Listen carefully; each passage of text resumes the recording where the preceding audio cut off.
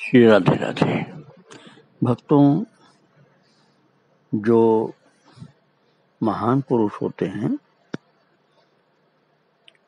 उनका जन्म कर्म दिव्य होता है। जन्म कर्म च में दिव्यम एवं यो वेति तत्वता, भगवान ने गीता जी में अपने लिए बतलाया कि मेरे जन्म कर्म दिव्य हैं। भक्तों, इसी तरह से प्रभु के विशेष जो प्रेमी भक्त होते हैं उनके भी जन्म कर्म दिव्य होते हैं, साधारण नहीं होते उनके जन्म कर्म। सामान्य लोगों के जन्म कर्म जो होते हैं उनमें बड़ी गंदगी होती है, लेकिन महापुरुषों के अर्थात भगवान के विशेष भक्तों के जन्म कर्म में भी दिव्यता होती है। आप सुन रहे थे महान संत, अलौकिक संत श्री गया प्रसाद जी महाराज की पवित्र चर्चावली। मैंने उनके पूर्वजों की बात, उनके माता पिता की बात सुनाकर उनके जन्म की बात सुनाई थी, और बचपन में कितने विलक्षण गुण उनके अंदर थे। गुरु की प्राप्ति के पहले ही केवल माता पिता के साथ रहने से, या जन्मजात ही कह लीजिए, कि वो सामान्यतः किसी के जीवन में देखने को नहीं मिलते। उन्होंने बतलाया था कि जब वो 7 वर्ष की उम्र में थे तो एक बार दरवाजा बंद करते करते इनके मुंह से गाली निकली थी, और ज्यों ही गाली निकली कि त्यों ही इनकी पूज्य जननी का वहां आना हुआ, और उन्होंने सुन लिया। तो गाली देता है मेरा बेटा, ऐसा कहते हुए उन्होंने महाराज उस माता ने उस बच्चे के गाल पर एक चांटा मारा। और गया प्रसाद जी कहते थे कि ऐसा चांटा मां ने मारा कि उस दिन से आपकी तो क्या चले, आपके वंश में भी किसी ने कभी गाली नहीं निकाली मुंह से। मां का चांटा ऐसा पवित्र था कि गया प्रसाद जी कहते थे मैं पूरी उम्र कभी गाली नहीं दिया, और मेरे वंश में कोई कभी गाली नहीं दिया। महाराज, ऐसी शक्ति थी मां के संकल्प में कभी। और वो ये भी बताते थे कि जीवन की यही प्रथम और अंतिम भूल थी। अपने लिए बताते थे कि मैंने फिर इसके बाद कभी कोई भूल किया भी नहीं, ये अंतिम भूल थी और प्रथम यही थी। अब आप सोचिए, छोटा बच्चा एक 7 साल की उम्र में ऐसा सुधरा कि जीवन भर के लिए सुधर गया। और उनके संपर्क में, उनके परिवार, उनके माता पिता के संपर्क में आने वाले पशु भी दैवी संस्कार के थे। वो बताते थे कि उनके घर में एक पालतू कुतिया थी, सुधीवा उसका नाम था। तो वो भूखी कितनी रहती हो, लेकिन घर में घुसने की आदत उसकी नहीं थी। मतलब घर में भले हो, लेकिन वो रसोई घर में नहीं घुसती थी। घर के अंदर तो कुतिया चली जाती थी, लेकिन रसोई घर में नहीं घुसती थी, चाहे खाने का सामान कितना भरा पड़ा हो, चाहे कोई उसको नहीं दिखलाई पड़े, अकेला हो, तब भी न घुसती थी। वो आंगन में ही रहती थी। वो बताते थे कि एक बार उसने गलती किया था कि रसोई घर में घुस गई, और उसी समय श्री गया प्रसाद जी महाराज घर पहुंचे। तो जैसे ही उसकी आंख से, कुतिया की आंख से इनकी आंख मिली कि वो लज्जित हो गई कुतिया कि रसोई घर में कैसे घुस गई। और नीचों को सिर झुकाए, पूंछ दबाए, दबे पांव घर से बाहर निकल गई। और जब कई दिन तक वापस नहीं लौटी तब सारा घर चिंतित हो गया कि पता नहीं सुधीवा कहाँ चली गई। सुधीवा उसका नाम था कुटिया का। और महाराज जब गया प्रसाद जी को पता चला कि सुधीवा दूसरे मोहल्ले में दूसरे व्यक्ति के घर है, तो वो गए उसके पास और उनको देखते ही उसका मुंह जो था लज्जा से नीचे झुक गया, वो पैरों में लेट गई। तो उसको भयभीत देख करके गया प्रसाद जी ने कहा, और गया प्रसाद जी उस समय बालक थे तब की बात, कि भूल तो हम मनुष्यों से भी हो जाती है और तुम तो पशु हो, कोई बात नहीं, एक बार ही तो भूल हुई है, अब मेरे साथ अपने घर चलो, ऐसी भूल दोबारा कभी नहीं करना। बड़े प्रेम से उन्होंने समझाया और बताते थे महाराज जी की मेरी बात सुन करके बड़ी शर्मिंदगी से हो करके वो घर आ गई और फिर जीवन भर कभी भी उसने मर्यादा को उल्लंघन नहीं किया, अर्थात रसोई घर में कभी फिर नहीं घुसी। ये उनके साथ रहने वाली एक कुतिया की बात है भक्तों। और वो बताते हैं कि माँ के थप्पड़ के बाद जीवन भर गाली नहीं दी और परिवार में कभी कोई गाली नहीं दिया। ऐसा अद्भुत जीवन था। और बताते थे कि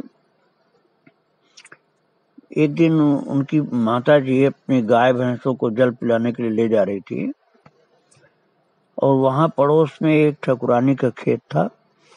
उसका स्वभाव तेरा तेज था ठकुरानी माता का। तो दैव योग से माता जी की गाय भैंस भागकर उसके खेत में जा घुसी। उसने सभी को घेर कर अपने घर में ले जाकर के बांध लिया ठकुरानी ने। और भय के कारण माता जी, गया प्रसाद जी की माता जी, पशुओं को वहीं छोड़कर अपने घर चली आई। वो डर गई कि पता नहीं ठकुरानी क्या करे।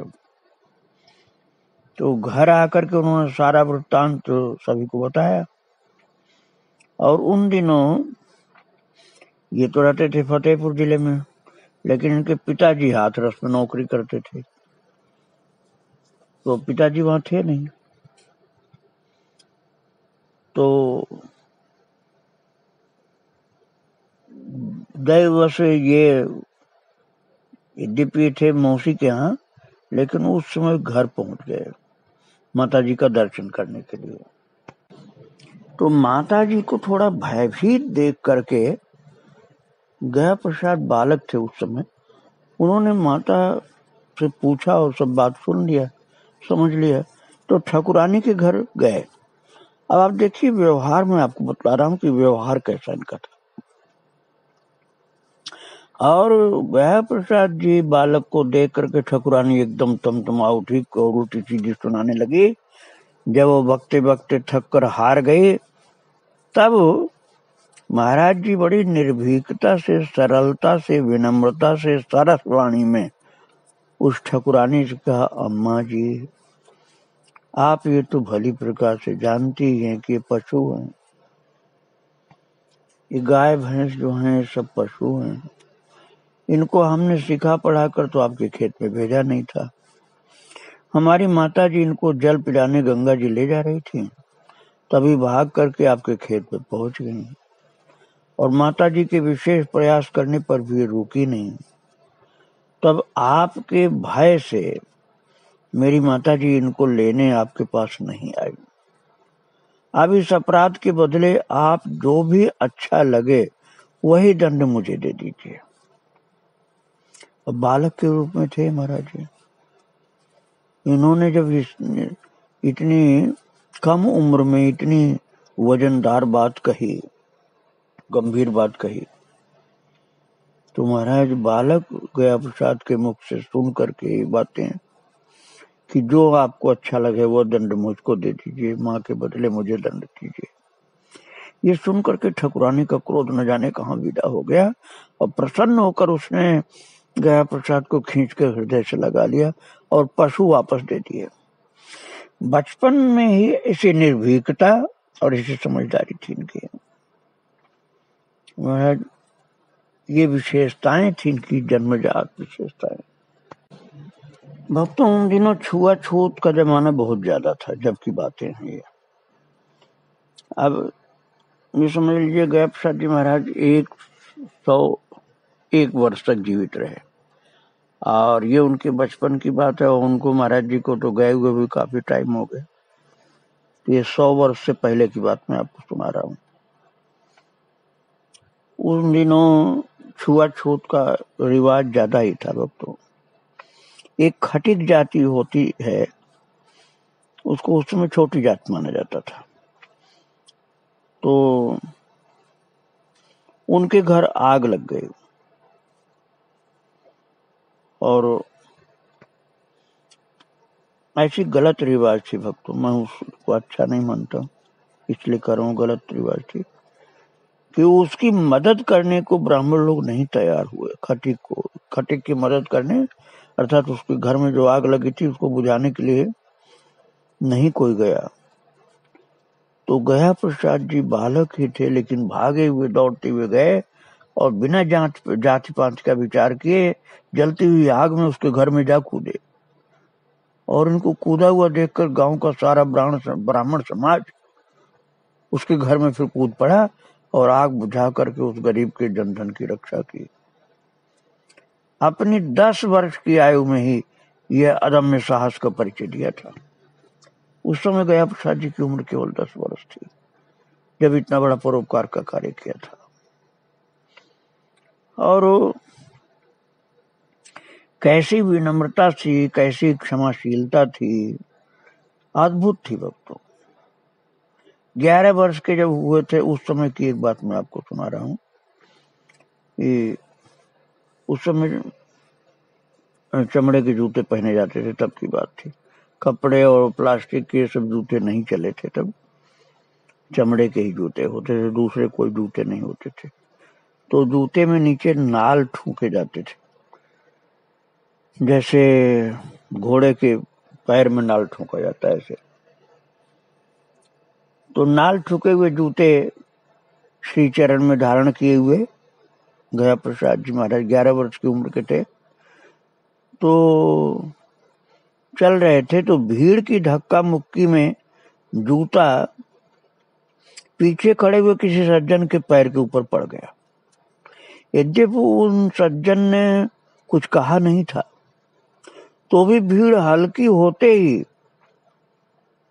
महाराज गया प्रसाद जी ने बड़ी विनम्रता के साथ बोल करके, हाथ जोड़ करके उनसे क्षमा मांगा और अपना जूता उतार करके उनके पैरों के सामने रखते हुए प्रार्थना किया कि आप इनको पहन करके, इन जूतों को पहनकर मेरे पैर पर अपना पैर रखकर खड़े हो जाइए, जिससे मुझे मेरे अपराध की सजा मिल जाए।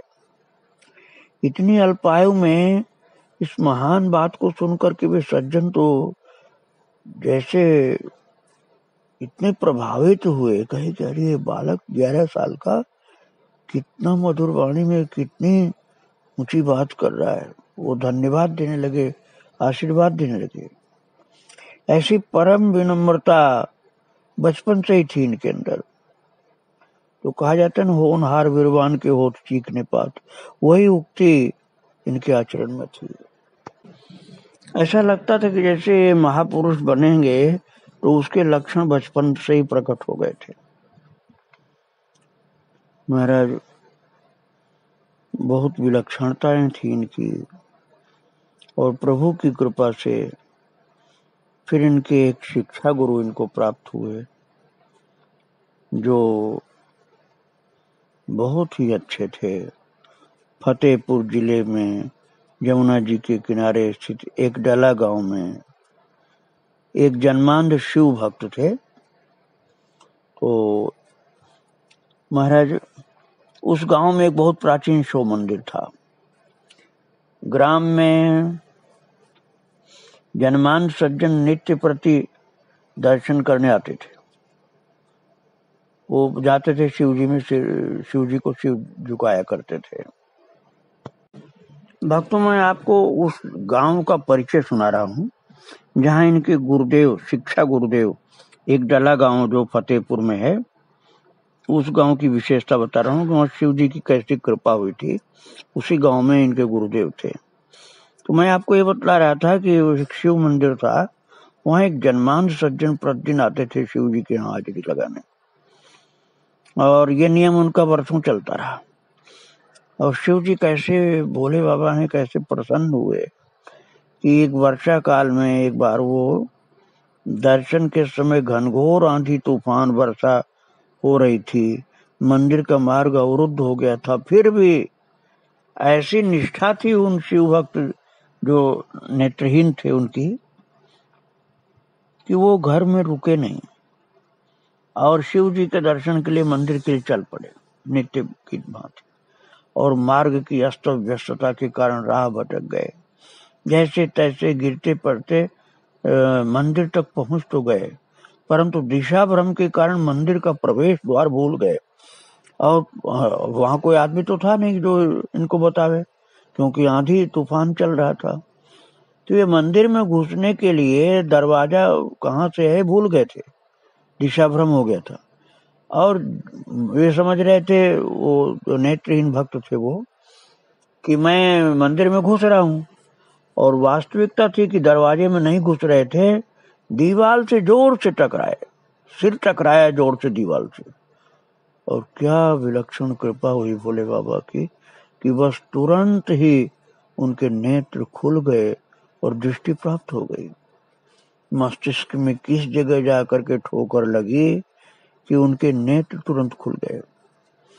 इस कारण से इस मंदिर तथा प्रतिष्ठित शिव जी का बहुत वहां नाम हो गया, बड़ी मान्यता हो गई थी। उसी गांव में संस्कृत के एक धुरंधर विद्वान थे, पंडित श्री गौरी दत्त जी त्रिपाठी।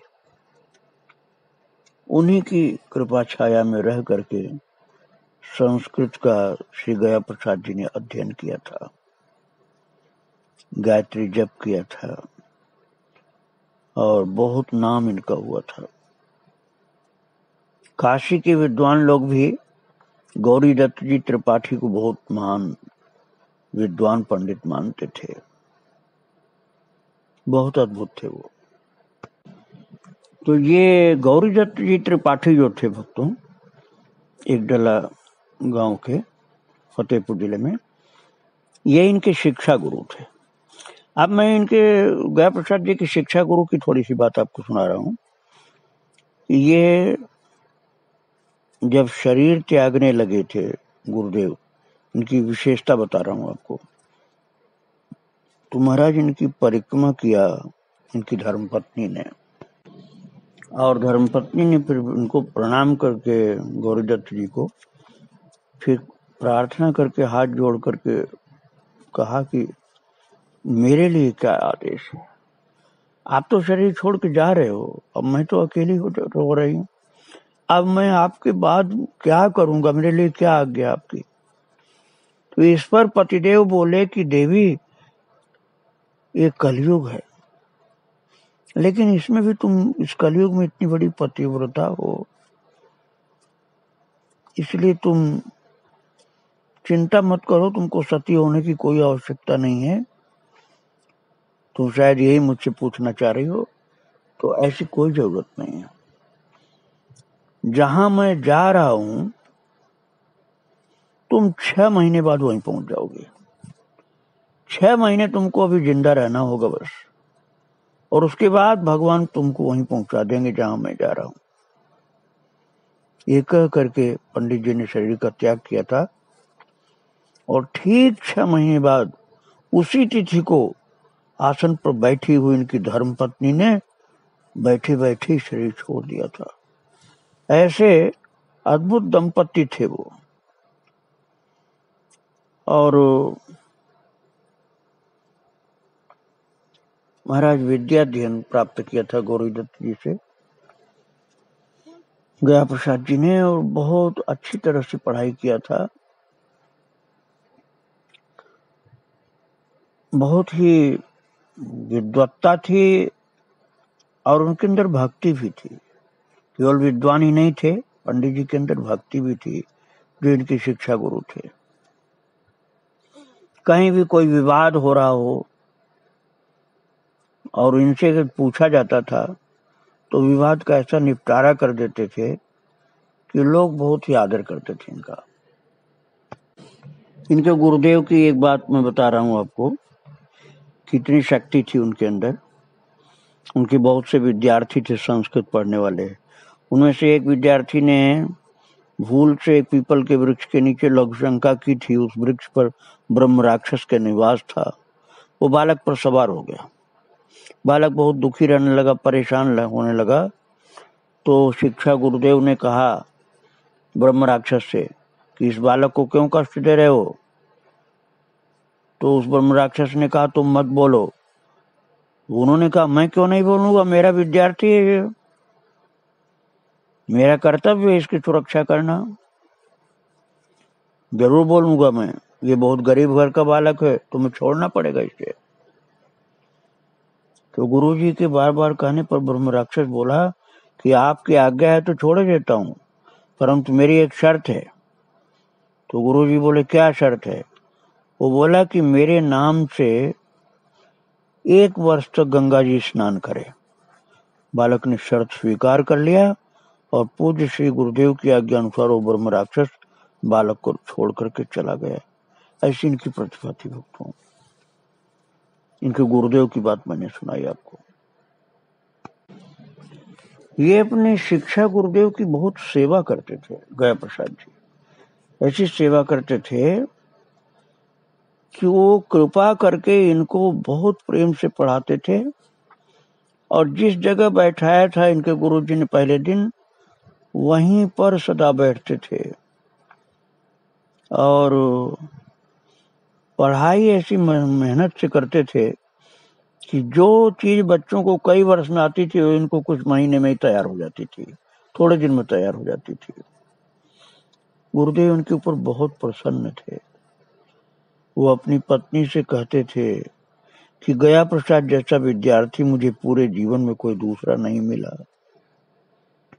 इनके शिक्षा गुरु कहते थे कि इसको पा करके मेरे संपूर्ण जीवन का अध्यापन श्रम सफल हो गया। इस प्रकार से इनको जब शिक्षा प्राप्त करे थे विद्यार्थी के रूप में, तभी से इनका सम्मान इनके गुरुदेव की कृपा से बहुत लोग करने लग गए थे। एक बार इनके गुरुदेव के पास 2 जगह के यजमान आए भागवत कथा करवाने के लिए, और दोनों यजमान अर्थात दोनों आयोजकों की कथा एक ही डेट को होनी थी। दोनों ने जो अपनी अपनी तारीख सुनाई तो दोनों की तारीख एक ही थी। जो इनकी शिक्षा गुरु थे वो भागवत करते थे। अब 2 जगह एक ही तारीख को भागवत करने कैसे जाएं।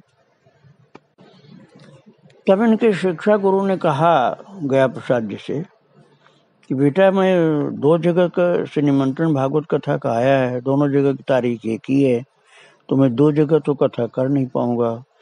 तो मैं ये चाहता हूं कि एक कथा तुम करो, एक मैं करूंगा। बहुत प्रसन्न हुए गया प्रसाद जी कि मेरे गुरुदेव मुझे इस योग्य समझे कि मैं विद्यार्थी हूं लेकिन मुझे भागवत कथा करने योग्य समझा।